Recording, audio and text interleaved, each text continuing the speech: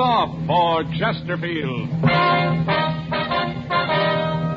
Chesterfield, the only cigarette in America to give you premium quality in both regular and king size, brings you Dragnet.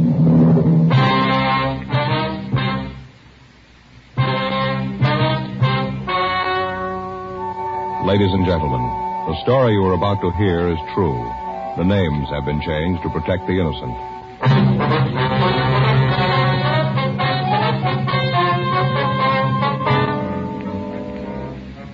You're a detective sergeant. You're assigned to narcotics detail. You get a report that high-grade heroin is being sold in your city. The key men in the operation are well hidden. You have no leads to their identity. Your job, stop them. These are the reasons thousands are changing to Chesterfield, and why you should change to Chesterfield today. Only Chesterfield gives you scientific facts in support of smoking. Only Chesterfield names its ingredients. Ingredients that give you the best possible smoke. Only Chesterfield gives you premium quality in both regular and king size. That means king-size Chesterfield contains tobacco of better quality and higher price than any other king-size cigarette. It's the same fine tobacco as in regular Chesterfield. And there's enough to give you more than a 1/5 longer smoke. Yes, more than a 1/5 longer smoke from king-size Chesterfield. So remember, Chesterfield is the only cigarette to give you premium quality in both regular and king size. Buy 'em either way you like 'em. Premium quality Chesterfield. And much milder.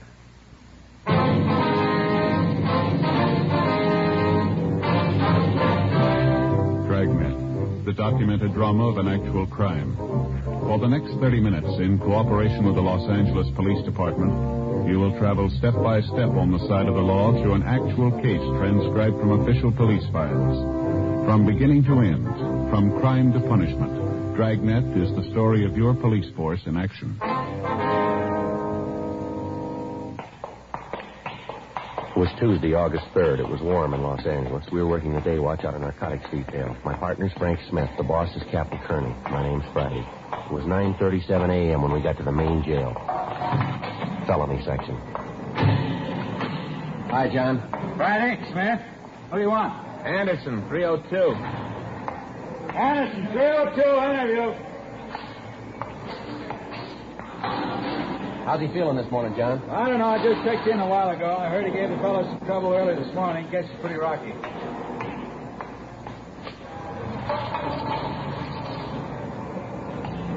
Hi, Anderson. What do you guys want? Want to talk to you. Down this way, Anderson. Hope you guys know I don't feel so good. Terrible night. I hope I never have to go through any more of them. Yeah. You gonna do something about it? What do you mean? You're gonna get me out of here. Let me shove off. You know better than that, Anderson. Yeah. Should have known. You guys don't care. You just don't know.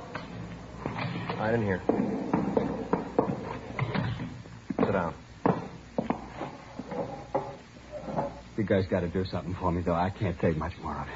Can't you talk to the doctor, have him give me something? He's got it. Just a little bit. I tell you, I'm sick. We'll have the doctor give you some medicine, Anderson. A couple things we want to check with you. You know what I need. It ain't medicine. Can't we do this later? I tell you, I don't feel good. Can't you talk to the doctor? You're booked as Fred J. Anderson. That's your true name? Yeah. Fred J. Anderson. What's the J stand for? You have to know? We do. Jeremiah, my father's name. You have any other names? What do you mean? You use any aliases? No, none. Any nicknames? No. You drive a car? Yeah. 49 Ford Convert. Who holds the pink slip on it? I do. You own it outright? Yeah, look, do we have to go through that whole thing? Can't you ask me later? You guys don't believe me, but you're going to find out when I keel over. You'll know that. What color's the car? Maroon. You know the license number? No. Where have you lived before? For what? You gave the address at 10624 Ivorine Avenue. That's what we have here. Hollywood, is that right? Yeah, that's where I live. You belong to any lodges, anything like that? No. You ever in the armed services? No. No serial number, no branch. Now, look, how about knocking this off? I'm getting tired of you guys leaning on me. You drag me in here, ask a lot of questions. I tell you I don't feel good. You don't believe me. Leave me alone. Let me go back to my cell. Huh? As soon as I feel better, I'll answer all your questions. We got a job to do, Anderson. We didn't build this thing. You knew what had happened when you started. Now, what's your draft number? I don't know. Did you register? Sure. Draft card in your wallet? Yeah. Then we can get it. You married? No, not. You were, though, huh? Yeah, a couple of years ago. It didn't work. Bud was too nosy. Always wanted to know what I was doing. Always asking questions. Have any kids? No. What's your wife's name? Adelaide. How do you spell that? Adelade. Adelaide Morton. Lousiest 2 years I ever spent. Where's she live? I don't know. Lost track. Where did she live?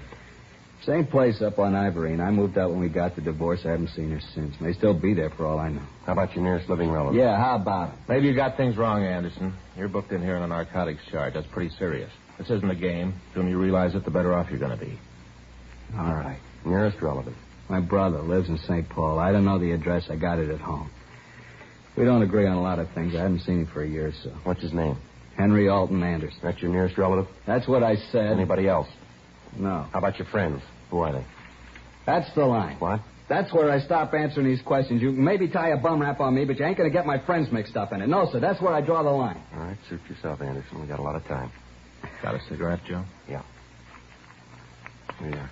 Thanks. Anderson? No.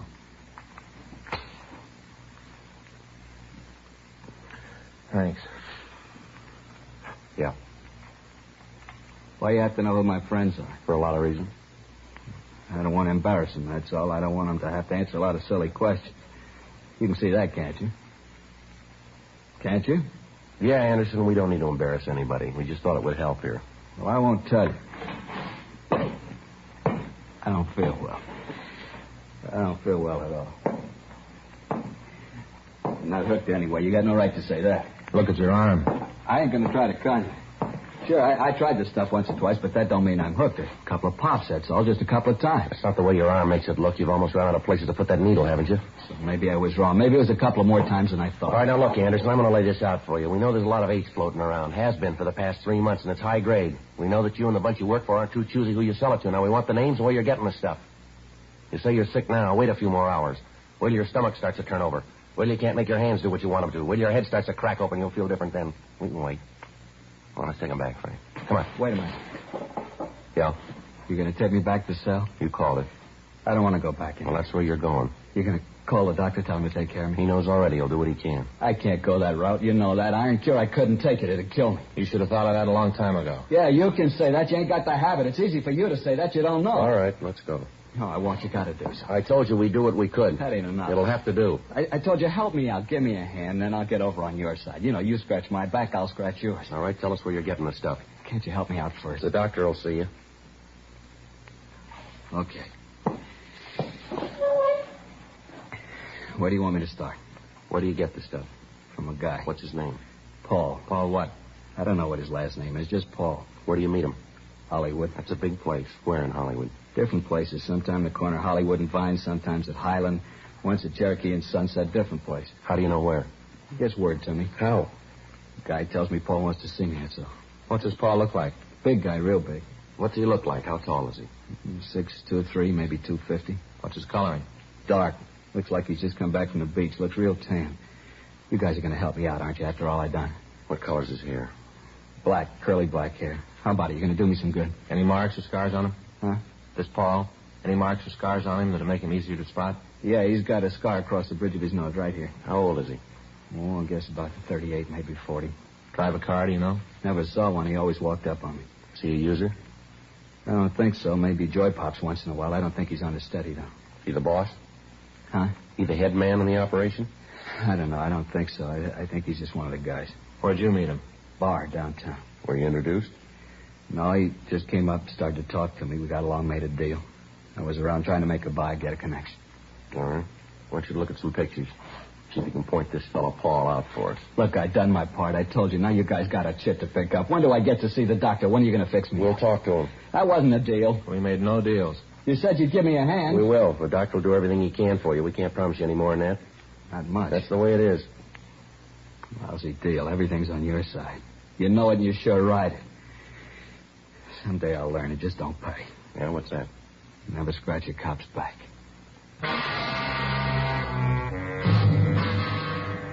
10:46 a.m., we returned Fred Anderson to his cell and called a doctor for him.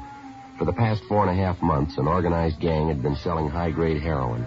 From our informants, we learned that the drug was being made available to anyone who could pay the price.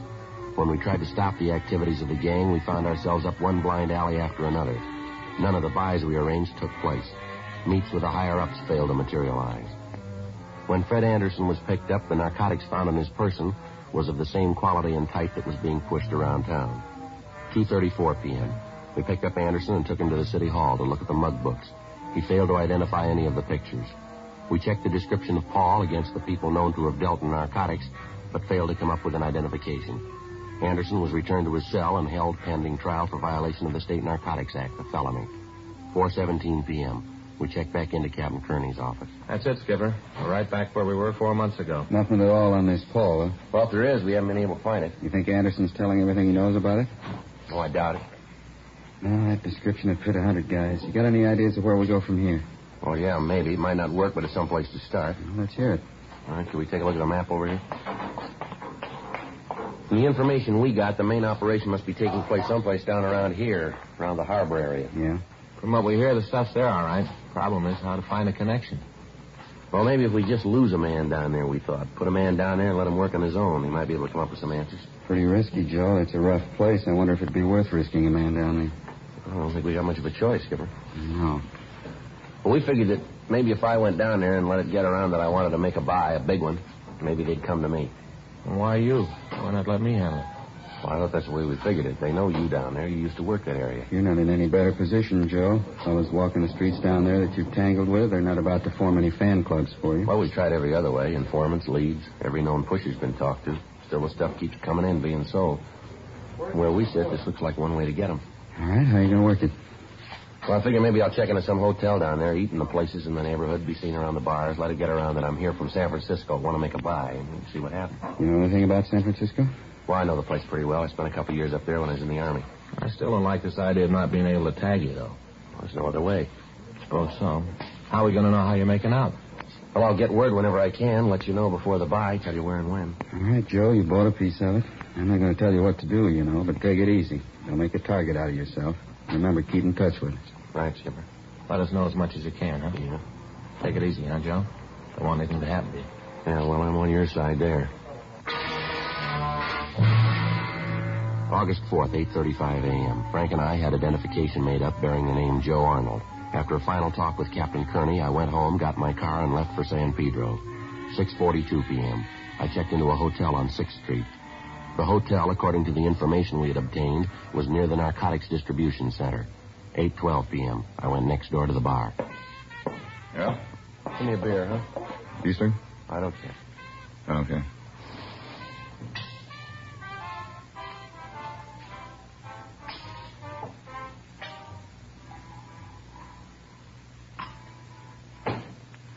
That'll be 30 cents. All right.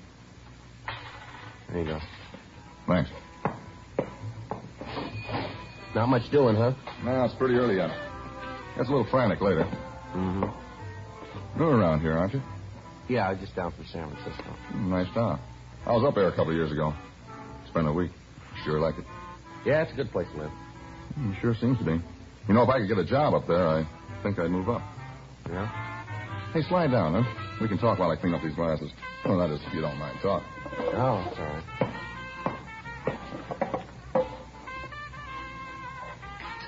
Glasses. Seems like you never get them done. Yeah. You down here on business? Well, I guess you could say that. Uh-huh. Sort of combined, huh? Yeah. And now look at that. What's that? I spent half the day slicing these oranges for old-fashioned, and then people don't eat them. A lot of wasted motion. Yeah, I guess you did. What line of business you in? Nothing special. Just moving around. Wherever I can make a buck, I stop. Guess you'd have to call me a promoter, I guess. Is that what you put down in your income tax return? What?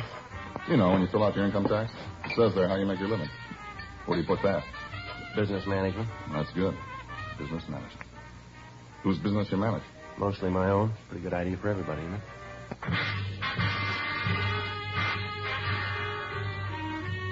3 weeks passed. I spent some time in most of the local bars and eating places. On occasion, I'd see other officers from the narcotics detail up in L.A. On each of these meetings, I'd have to pass them by and hope that they wouldn't show any evidence that they knew me. During the 3 weeks, I became friendly with the bartender, and in the course of many conversations, I let it be known that I was in town hoping to make a substantial narcotics buy. At first, he appeared only mildly interested, but then he began to ask more and more questions about my background and about the people I knew in San Francisco. Friday, August 27th, 9:31 p.m. Hi, Joe. How goes the battle? I'm moving around. It's about all I can say. Hey, you want a beer? Yeah, fine.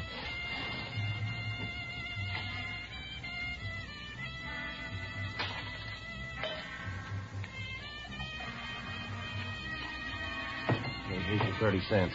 Not tonight, Joe. It's on the house. Why? What's the occasion? I got some good news for you, Joe. Yeah? Yeah, I got a friend I want you to meet. I think he can help you make a connection. Yeah? Where is he? Now, look, I'm not promising anything, Joe. The guy knows some people and might be able to help you. Well, why are you so interested? I figure maybe I can make a buck or two. Mm-hmm. All right. Is the guy here now? Yeah, he's back there in the in booth. See, the other guy? Oh, yeah. Well, that helps. Which one is your friend? The big one. You know, the fellow with the gray suit on, scar over his nose. Gray suit, huh? Yeah, I see him. Come on, I'll take you back. All right. Nice guy, Joe. You'll like him. Now, what'd you tell him? Just that you were here from Frisco. Said you were interested in the connection if the deal was good. Uh-huh. You make your own deal. Now, look, I got nothing to do with that. You'll really like him. Paul? Yeah. This is the guy I was telling you about, Joe Arnold. This is Paul Ginner. Oh, hi, Joe. Sit down. Bring us another round, will you? Yeah, right away, Paul. You know what you want? Make it snappy, huh? Yeah, right away. Beer, scotch and soda, and old-fashioned Irish whiskey. Yeah, that's right. Leave the garbage out of the old-fashioned. Yeah. Here, sit down, Joe. Yeah, thank you. This Jack Potter, you two all know each other. All right? Yeah, he's from Frisco, too.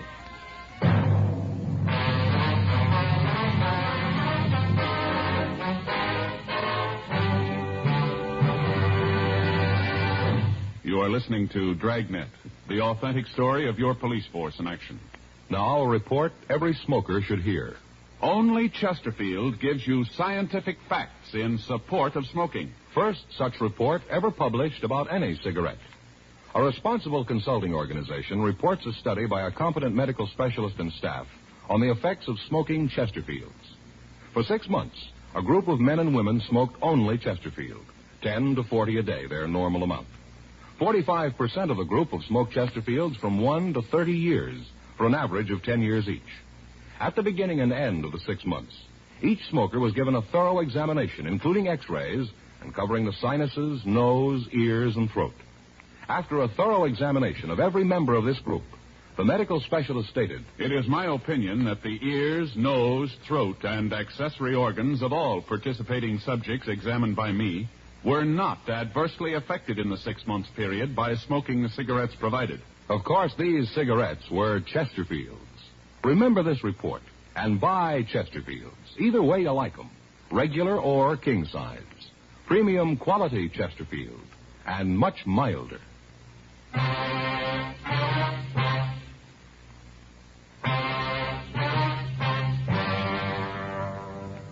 In normal undercover work, the police officer is in constant touch with the men working with him.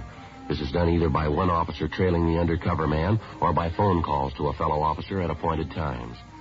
Rarely does the working detective put himself in a position where he doesn't have constant contact with the men he works with. However, in this instance, it appeared to be the only way information and evidence could be obtained. Friday, August 27th, 10:46 p.m. The bartender brought the drinks. Paul Ginter and Jack Potter started asking the questions. From Frisco, huh? Yeah, I'm from San Francisco. Jack and I do some business together, real estate. That's so? Here you're in the management business, huh? Bartender talks a lot, don't he? He knows who to talk to. Tells me you're down here on business. Yeah. Where do you live up north? Hyde, near Taylor. I used to live around there. That right? Yeah. Hey, they ever finished that work they were doing at the corner of 3rd and Market? What's that? And the construction they were doing at 3rd and Market. You know, that new dime store, they get it finished? Yeah, they got it finished. It's not at 3rd and Market. Now, what's this all about, Ginter? What are you trying to prove? What? You got any questions to ask about me? Ask me. Don't ask your boy to do it here. You want to check up on me? Talk to somebody who's in San Francisco now. Have them check around. It's all there. I got no worries. When you two get tired of playing games, let me know. I got no time for them now. I'll see you around. Sit down, Arnold. Yeah? Now, read it any way you want. You say you want to do business, I'm your boy. We got to be sure. Can't take any chances. Cops are dying to find out. Can't let that happen, you know. Yeah, well, if you're ready to talk a deal, let's get to it, huh? You figure to do this business in Frisco? San Francisco? Yeah, that's where I figure to work. You're out of your mind. That town's tied in a drum. Nobody can get under the lid. Now, you look, I don't ask you where you get your real estate. Don't tell me how to manage my business. I want to make an investment for a client. I got 10 grand. That'll buy a whole tract of your lots. Now, are they for sale or not? It's that simple. Well, now, you're in kind of a hurry, ain't you? I've been here for 3 weeks. I don't want to spend any more time than I have to. When can I make the buy? Tell you what, let's take a tour of the town, meet some friends of mine, then we can talk about it. No need to be in a hurry. I got to see it first. I want to make sure it's the same stuff I heard about. Where'd you hear? Few rumbles around. High-grade stuff. That's what I want. Let's go. Can't you call this friend? I don't want to go traipsing all over town. He moves around, and sometimes it's kind of hard to find. Besides, serves two purposes. What's that? Give you a chance to meet some people. Once you get to know the town, you won't be in such a hurry to get away. Yeah, just one thing. Maybe I won't like your friends. More important. Yeah? Maybe they won't like you. For the next 3 hours, Ginter, Potter, and I visited almost every bar, nightclub, and coffee stand in the area. At each of the places, Ginter would ask for a man named Ainley. When he was told that Ainley wasn't in, we'd sit and have a drink. Ginter would call as many people as he knew over to the table, introduce them to me, and then before we left, he'd hold a conference with them at their tables. At several of the places, I saw men who I knew were involved in the narcotics trade, but none of them happened to be close to Ginter. It was obvious what Ginter was trying to do. He was checking me with the people in the business to see if any of them could recognize me or could give them any information about me. Saturday morning, August 28th, 3:14 a.m. We stopped for breakfast. Hey, they want some sugar? No, I take it fine. Okay, how about you, Jack? Yeah, thanks. Looks like it might have been a wild goose chase, huh? I don't know where Ainley could be. Why don't you come off of it, Skinner? Now, what do you mean? I'm not a new boy. You're about as subtle as a bulldozer. What's the scoop here? Your friends tell you anything about me? I don't know what you're talking about. Just looking for Ainley. It's as phony as that look you got on your face now. How about it? Do I make the buy or don't I? All right, you make the buy. When? You got the money? I'll have it when the buy comes off. 10,000. That's right. Okay, you can pick up the stuff tomorrow night.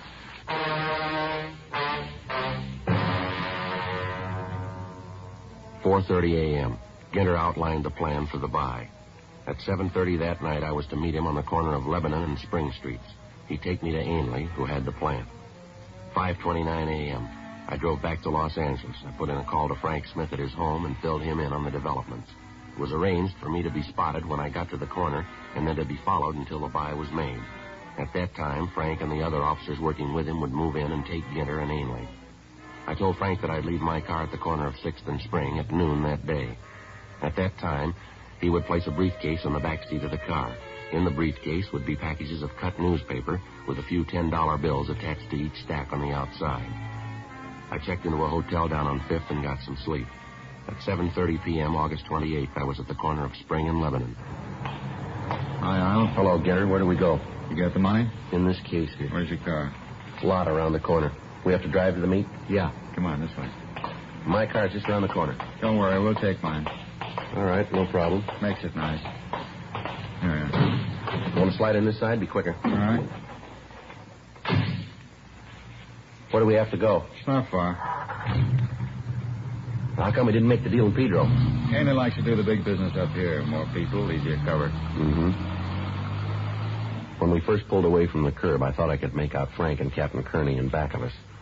We drove for about an hour. Ginter cut down every side street in the area. Every place he drove, he kept his eye on the rearview mirror. I was afraid he'd make the tail. He drove out Sunset Boulevard and back down Wilshire, down Spring and over to Hope Street. Along the way, I lost sight of Frank and Captain Kearney. Finally, at 8:36, we pulled up at the corner of Spring and Lebanon.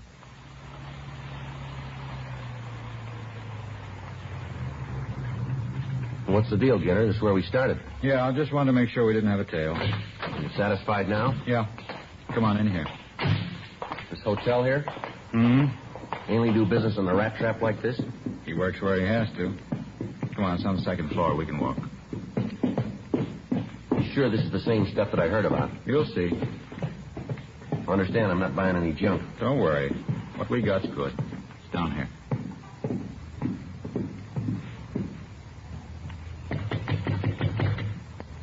Come in.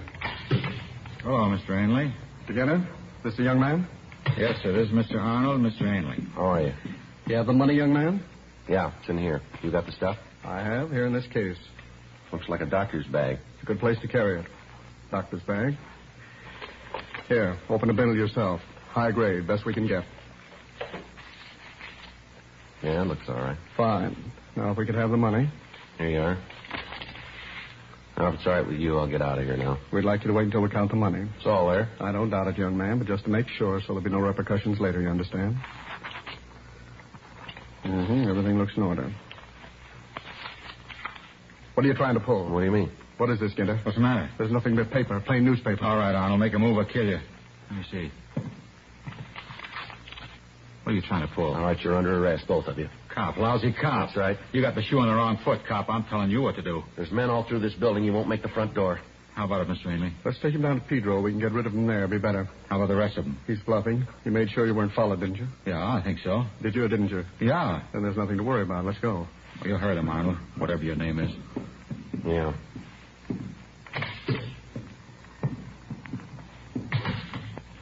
Let's walk down, not too fast.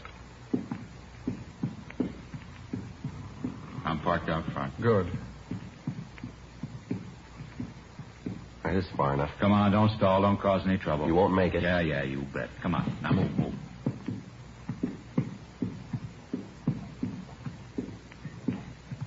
All right, down these stairs. Smith, cover the other side. Yeah. Walker, block off that end of the hall. Right, Captain. You all right, Friday? Yeah, fine. Watch that guy, Frank. I got him. Hold it up, mister. You're not going anyplace. Fool, you stupid fool, Ginter. Can't even lose a tail. Okay, both of you. Hands behind your back. I told you to make sure you weren't followed. I told you. I lost him. I know I did. I tell you, I lost him. All right, let's go. Come on, let's move. You didn't lose him. Listen up, talk. Come on. Those guys never learn, do they, Frank? What do you mean? Well, they keep lying right up to the finish, don't they? How's that? Well, Ginter and Ainley there. They'll be arguing all the way downtown about them losing you when you were tailing us. Shouldn't be any argument, Joe. We lost you someplace along Wilshire. But you got here all right. I thought this is the way you played it. No, we just took a guess you might come back to your car. Yeah, well, it's a pretty good guess for me, anyway. Why? We'd have gotten him sooner or later.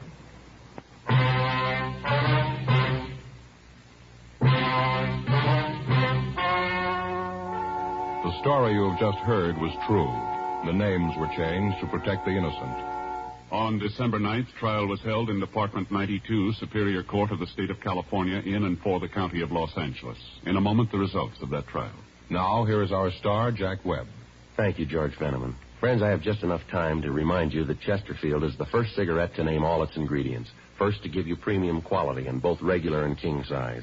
And first to give you scientific facts in support of smoking. I believe you should change to Chesterfields, either way you like them, regular or king size. And do it today.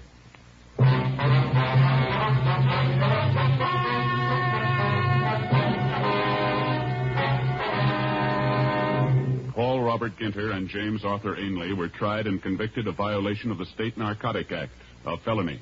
They received sentences as prescribed by law. Violation of the State Narcotic Act, a felony, is punishable by imprisonment in the state penitentiary for a period of not more than 6 years. Ladies and gentlemen, in the next 7 years of bigger and bigger enrollments, America's grade schools will need nearly 250,000 extra teachers, besides those to fill normal vacancies. This great need, plus the growing public interest in education and improvements in schools, make elementary school teaching a more rewarding career than ever, a career that high school and college students should certainly consider. Education holds America's future, perhaps your future.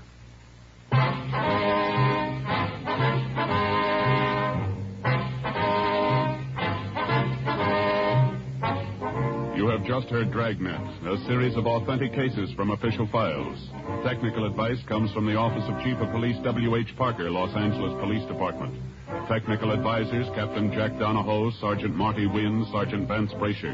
Heard tonight were Ben Alexander, Whit Connor, Harry Bartell, Lee Marvin. Script by John Robinson. Music by Walter Schumann. Hal Gibney speaking. Sound off for Chesterfields. Either way you like them, regular or king size, Chesterfield gives you the best possible smoke. Much milder Chesterfield. Chesterfield has brought you Dragnet, transcribed from Los Angeles.